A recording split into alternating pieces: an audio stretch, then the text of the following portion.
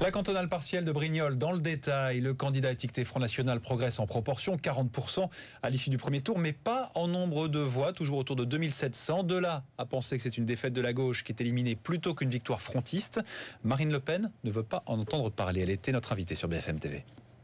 Vous voyez bien vous-même que c'est pas très crédible, d'autant que vous savez que le Front National avait un candidat dissident qui a fait 9%. Bon, par conséquent, il y a incontestablement, n'en déplaise à certains, une poussée assez spectaculaire d'ailleurs du Front National qui est enregistrée élection après élection. Et d'ailleurs, élection après élection, la caste UMPS a la même réaction. Le PS vient immédiatement au soutien de l'UMP. On se demande d'ailleurs s'il ne devrait pas finir par fusionner, au moins les choses seraient plus claires. Moi, je leur propose le nom d'un nouveau parti, le ROM, vous voyez, Rassemblement des organisations mondialistes. Donc là-dedans, il pourrait y avoir l'UDI, le PC, les Verts, l'UMP, le PS et le Front National, qui est le seul mouvement patriote. Marine Le Pen, ce matin, Harlem Désir, entre autres, appelle à faire barrage à votre candidat, Laurent Lopez. Ce front républicain, finalement, Marine Le Pen, est-ce qu'il ne vous sert pas, finalement ? Mais tout de même, objectivement, que l'UMP et le PS n'ont plus rien à dire. D'ailleurs, ils ne font plus de débat de fond, ils ne parlent plus du fond des problèmes qui sont ceux des Français. Ils sont dans l'invective, ils sont dans la politique politicienne, quand ils ne sont pas dans les querelles d'ego. Au Front National, nous parlons des vraies préoccupations des Français. Nous apportons des solutions et les Français nous sont grés de faire ce travail essentiel pour leur bien, pour la construction de leur avenir. C'est la raison pour laquelle, au fur et à mesure des élections, eh bien, notre audience ne cesse de grandir. Et je reviens, Marine Le Pen, sur cette notion de front républicain. Effectivement, ça fait des années qu'au Front National, vous dites UMP, PS, grosso modo, c'est la même chose. Quand ils font alliance contre vous au second tour, ça vous rend service, non ?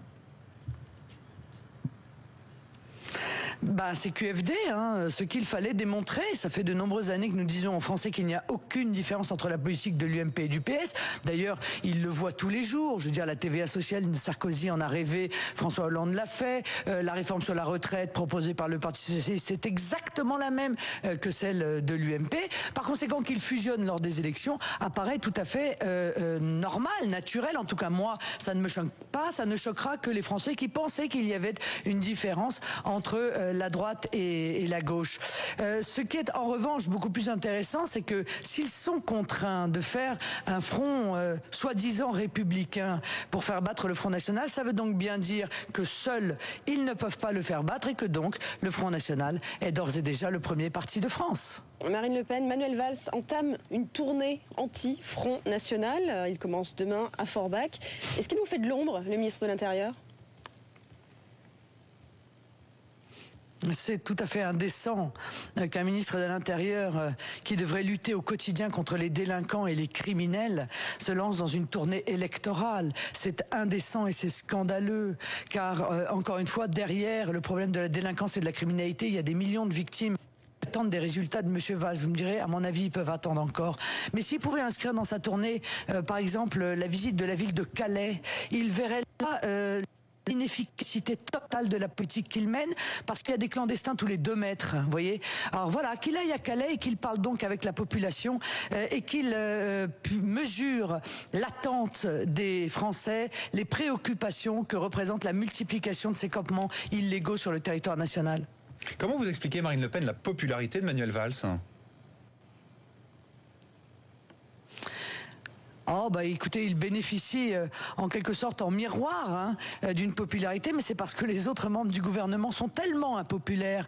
Le président de la République est tellement impopulaire que, en quelque sorte, il apparaît comme populaire. Moi, je crois que cette popularité est extrêmement fragile, d'autant plus fragile que l'on verra qu'il a calqué sa communication sur celle de Nicolas Sarkozy lorsque ce dernier était ministre de l'Intérieur.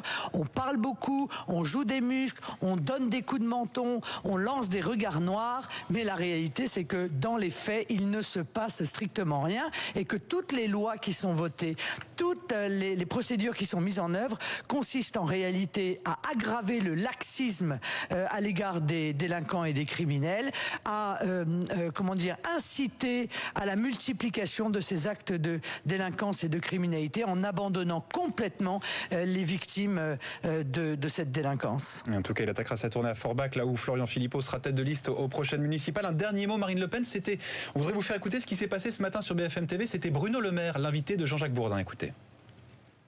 Oui, c'est un parti d'extrême droite. Alors j'aurais peut-être des poursuites de la part de Madame Le Pen. Mais ce qui compte pour moi, c'est les solutions qu'il apporte aux Français. Je ne crois pas dans ces solutions. Je vois parfaitement l'exaspération des gens partout en France qui ont le sentiment d'un effondrement de l'esprit public français. Il faut y répondre, mais les solutions ne sont pas du côté du FN. À nous de montrer que les solutions sont à l'UMP dans notre famille politique.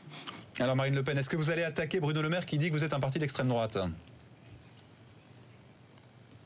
Non, mais je n'ai jamais dit que j'attaquerais tout le monde. Mais je voudrais que M. Le Maire se rende compte que 75% de ses électeurs de l'UMP se sentent tellement proches des propositions du Front National qu'ils réclament un accord. Alors moi, c'est la première fois dans ma vie que je vois un dirigeant de mouvement politique qui insulte ses propres électeurs. Je crains qu'il ne contribue à l'effondrement déjà engagé de cette formation politique qui ne sait plus qui elle est, qui ne sait plus où elle va, qui ne sait plus où elle habite et qui en finit par lancer des anathèmes contre ses propres électeurs et par définition aussi contre ses propres adhérents.